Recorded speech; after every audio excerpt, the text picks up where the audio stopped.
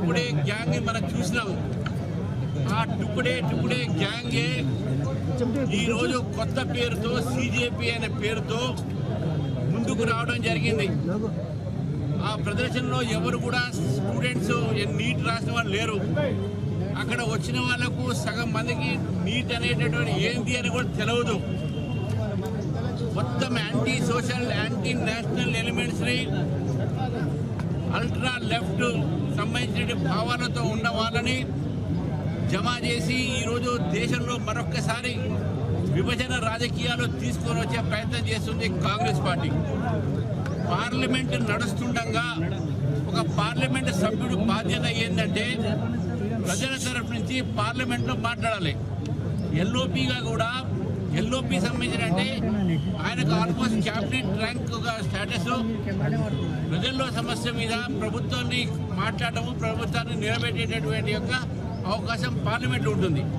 Parliament నడుస్తున్న సమయంలో LOP పార్లమెంట్లో మాట్లాడకుండా ప్రధానమంత్రి గారి నివాసం దగ్గర పోవడం అనేది ఇది ప్రజాస్వామ్యంలో ప్రజాస్వామ్య ఒక పద్ధతికి విరుద్ధం అని చెప్తా ఉన్నాను.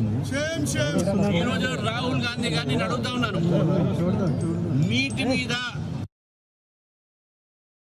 లీకేజ్ మీద ప్రభుత్వము చర్చకు సిద్ధం ఉంటే మీరెందుకు చర్చకు రావట్లేదు?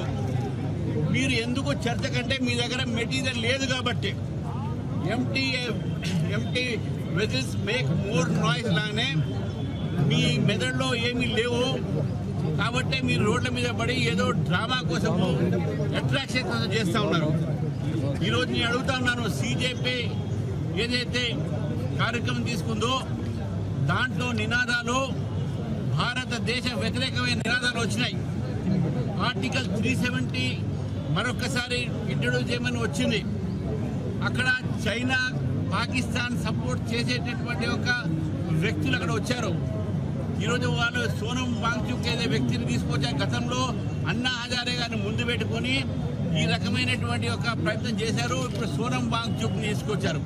ఈ సోనం వాంగ్చుక్ అని వాళ్ళ ఫాదర్ ఎమ్మెల్యే కాంగ్రెస్, ఈయన దేశ వ్యతిరేకంగా మాట్లాడాడు, చైనాకు సపోర్ట్ చేస్తా అన్నాడు, పాకిస్తాన్కి సపోర్ట్ చేస్తా అన్నారు. ఈరోజు బంగ్లాదేశ్లో జమాతే ఇస్లామీ హింద్ అనేది అక్కడ పార్టీ సిజేపీకి పూర్తిగా మద్దతు పలుకుని చెప్పి ఓపెన్గా లెటర్ కూడా రాయడం జరిగింది.